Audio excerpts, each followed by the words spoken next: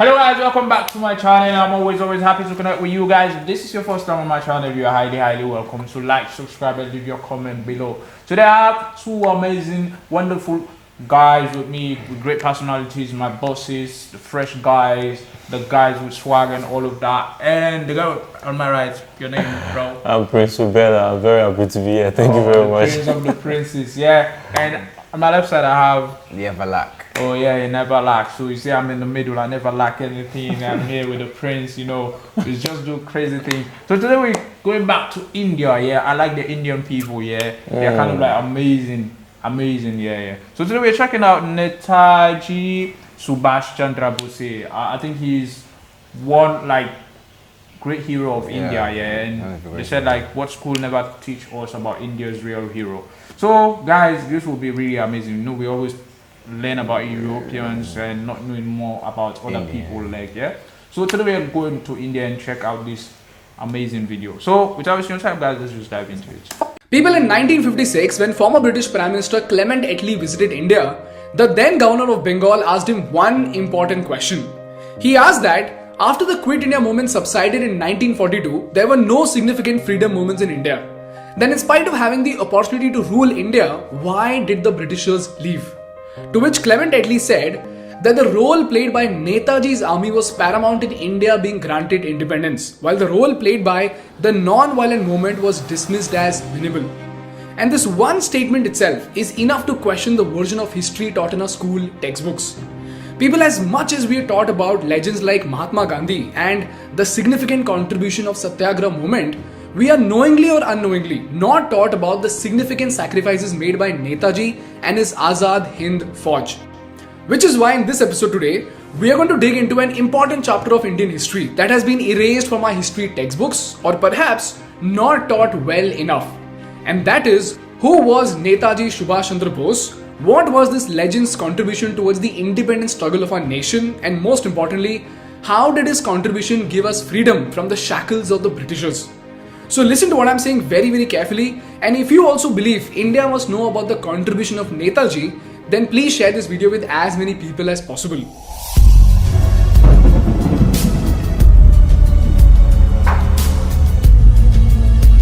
This is Subash Chandra Bose speaking to Indians in East Asia, my countrymen in East Asia. While I am in Tokyo, I desire to address a few words to you. This is a story that dates back to 1897 India, when Netaji was born. This is when India was completely at the mercy of the colonial rulers, and all thanks to their kindness, India was sinking in poverty. While on one side we were shipping premium goods made in India to the royal families in England, here in India, lakhs of Indians were starving to death because of famines. During this time, very few families could actually afford a decent standard of living, and fortunately, Netaji's family was among these handful of people. But as Netaji started growing, he started noticing the atrocities caused by the Britishers in India. He started noticing that these Britishers came to our own motherland and had the audacity to put out boards outside hotels which said, "Dogs and Indians not allowed." He took them so personally that when he saw his college professor harass the Indian students, he even slapped him, for which he got rusticated from the Presidency College. After that, Netaji's father sent him to London to study for ICS or Indian Civil Service, which was by far one of the toughest exams in the world. This exam was so tough that even the most brilliant students used to flunk in spite of studying for 2 years. But Netaji was such a genius that he happened to clear the exam with just 6 months of study. And this was baffling even for the Britishers who held these exams. But as soon as he was offered the job, he rejected it and returned back to India. Why? Because he believed that in spite of knowing the fact that his motherland was in trouble, in spite of seeing the pathetic condition of people in India, it would be wrong for him to turn his back on his motherland while she was crying for help. This is when Netaji Subash Chandra Bose left London, came to India and joined Gandhiji and his team to fight for India. And this is what marked the beginning of Netaji's freedom struggle. And within just a few months, because of his charismatic personality and brilliant political acumen, he began climbing the ladders of Congress more quickly than anyone else. He became so popular that in the presidential elections of the Congress, he ended up defeating Dr. Pattabi, who was backed by Gandhiji himself. But as we all know, Netaji and Gandhiji had different ideologies. Gandhiji was all about seeking independence through non-violence, whereas Netaji believed that independence is not something that you request for, it's something that you fight and snatch from the rulers. Or in Hindi, as they say, Azadi mangi nahi, chhini jati hai. But as we all know, that is something that they both never came to terms with. And as time passed, Netaji realized that he cannot drive the people of Congress against Gandhiji's ideologies. So in 1939, in spite of being the president, he resigned from Congress and left as a lone wolf to find another way to free India. And this is where the historic journey of Netaji began. Now by this time, World War II had started. On one side, while Hitler was ravaging through Europe, on the other side, the Japanese did not just dominate Asia, but also started preparing to wage a war against the United States itself. And Hitler had caused so much damage that, let alone colonies, the Britishers were almost on the verge of losing their own country. And this is where Netaji saw an opportunity. He saw that in the race of fighting the Nazis and the Japanese, the British army was spread all across the world, because of which in India, only the upper management of the army were Britishers, whereas the entire frontline army had only Indian soldiers. And as far as my research is concerned, the numbers say that while there were 40,000 British soldiers in India, we had 25 lakh frontline Indian soldiers. And Netaji thought if he could somehow get those 25 lakh soldiers to revolt, the Britishers will have no other option but to leave India. But in order to make that happen, the soldiers needed a big push that could form the rebellion. And this is where Netaji's international relations strategy paid off. He realized that since the Japanese, Germans and the Russians were the enemies of the British Raj, they would be more inclined to help him out. So on 17th of January 1941 at 1:30 am, Netaji disguised as a Pathan and went from India to Afghanistan, from Afghanistan to Russia, and when the Russians did not help him out, he went to Germany, and that is where he met Adolf Hitler. But after some time he realized that Hitler was not in a position to help him out, so he finally comes to Japan. Now listen to this very carefully. The situation with the Japanese was that they anyways wanted to attack the Britishers, and if you remember from the Singapore video, in the Battle of Singapore in 1942, less than 10,000 Japanese troops defeated and took 64,000 British soldiers as prisoners of war. Then out of these 64,000 soldiers, close to 40,000 soldiers were Indian soldiers who were fighting on behalf of the British Raj. And these Japanese were so smart that they thought instead of sending their own army to defeat the British Raj in India, why not send these Indian soldiers as a separate army unit to fight the Britishers in India? So they formed an army unit out of them and recruited Captain Mohan Singh as the in charge of the army. And this army was called as the Indian National Army or the Azad Hind Fauj. Guy, like this is too much. Like it's really amazing. Like Wow. like he is really smart. Like this guy. We only heard about Gandhi before, but like I love this guy. You know, Gandhi was more of like the peaceful type. Yeah. But he thinks like no, independence. You don't just sit and see it coming. You need to like fight for it. And I love it. The challenges he took. Like even though he was part of the upper class, everything was okay. But he didn't say like, I want to see my people suffer. He went to England, studied, get a good grade from something that was really hard. And he, instead of working there, he came back to India to help his people.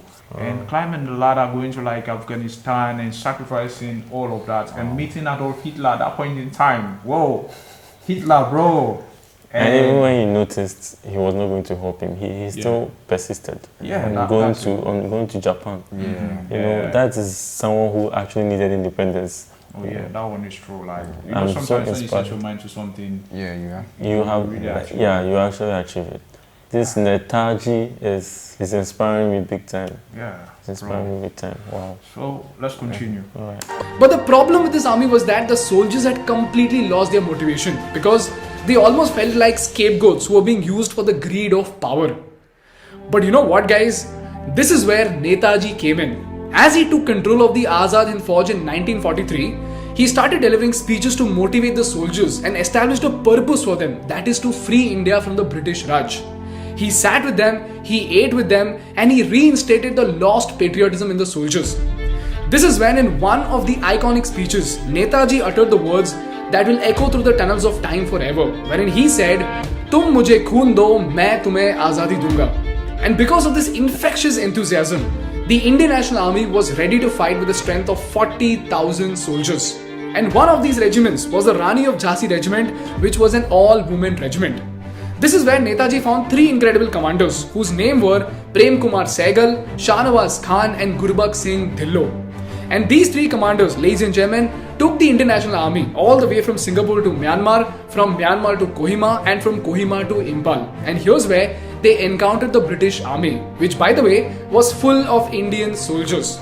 So practically, two armies of Indians were fighting at each other while the Britishers let them die in the hands of their own brothers. And unfortunately, the British Army ruthlessly defeated the Azad Hind Fauj. Within some time, the Japanese also surrendered, and to make matters worse, news came out saying Netaji had died in a plane crash. And while the nation was mourning the loss of this legend, something crazy happened. As it turns out, until this point, nobody in India knew that the Indian National Army was formed by Netaji and the fact that they were coming to India not to fight for the Japanese but for the freedom of India herself. And this was because the Britishers very cleverly censored the press because they knew that if Indians came to know that an entire army is coming to fight for them, these 25 lakh soldiers will start revolting and the rebellion will go out of control. But now that they had complete control of the prisoners, they made one big mistake. The Britishers thought about launching a psychological attack on the Indians, and they wanted to set an example to show us what could happen to us if we revolted against the Britishers. So they decided to conduct a public trial on the three commanders of Netaji, who were Dhillon, Sehgal and Shahnawaz. This trial, ladies and gentlemen, is known as the Red Fort trial, which was held in November 1945, wherein these three commanders were about to be given a harsh punishment so that no Indian ever dares to stand against the Britishers. And it was marketed through press almost as if it was an invitation for a sensational event. But you know what? What followed next was a catastrophe beyond their imagination. As it turns out, because of this marketing of the Red Fort trial, everybody in India came to know about the Azad Hind Fauj and the fact that Netaji had formed this army to free India from the British Raj. And guess what? Just like Netaji strategized, the moment the Indian soldiers in the British Army came to know about the Indian National Army, all these soldiers, including the Navy, started revolting. And as the news spread, it started snowballing into a rebellion that the Britishers had never seen before. Lakhs of people took to the streets, thousands of people started marching with Netaji's photo, and some of them directly started beating up the British Army. And even the British Indian Army and Navy started protesting with Netaji's photo. This event is famously known as the Naval Mutiny of 1946.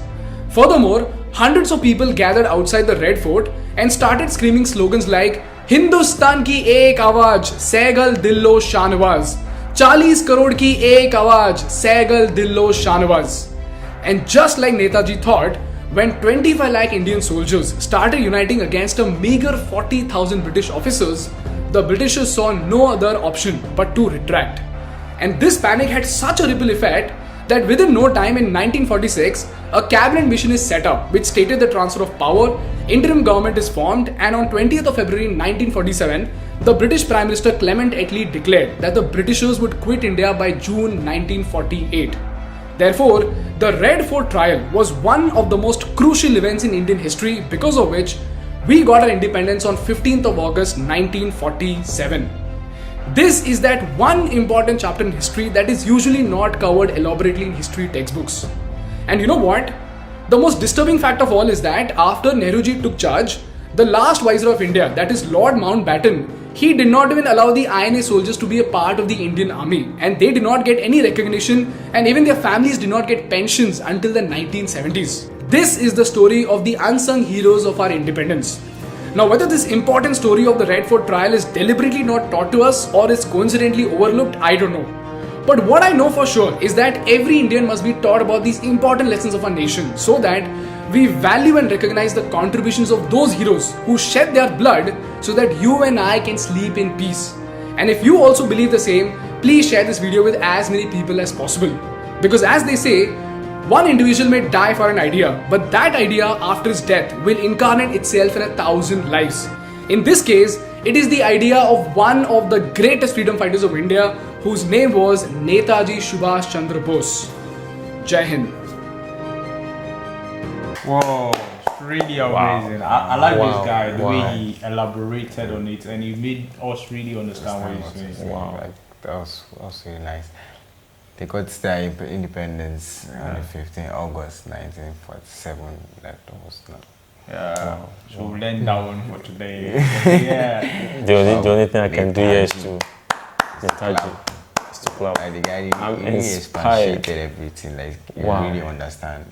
Yeah, that's really true. Like, yeah, This is it's crazy. nice to have this type of leaders, but we don't see them nowadays. you know, Yeah. like that loves their people like that. Yeah, Yeah. they're there. Some of them are there, but they are not given the opportunity. And some of them, when they go there, like when they get the power, their ideology changes. Yes. You know, becomes like more greed only for themselves and their families. And we kind of like relate to this though, because we too in Africa we've been under the French, the British rule a whole lot. So like we've seen what happened, and there are untold stories about slavery or like African history that we don't know about. Yeah, it's just like this. So I feel like this one is really true. Like we need to like share these videos, and shout out to my Indian people out there and to my guys that came to like react with me. I really had a great time. I learned something new. And you know, the positivity mindset is all about learning something new and having new ideas every day. So guys, thanks for coming. I really appreciate having you. Thank you very much. Thank you for So having guys, us. we've come to the end of the reaction. Thanks for watching. Like, subscribe, leave your comment below, and namaste.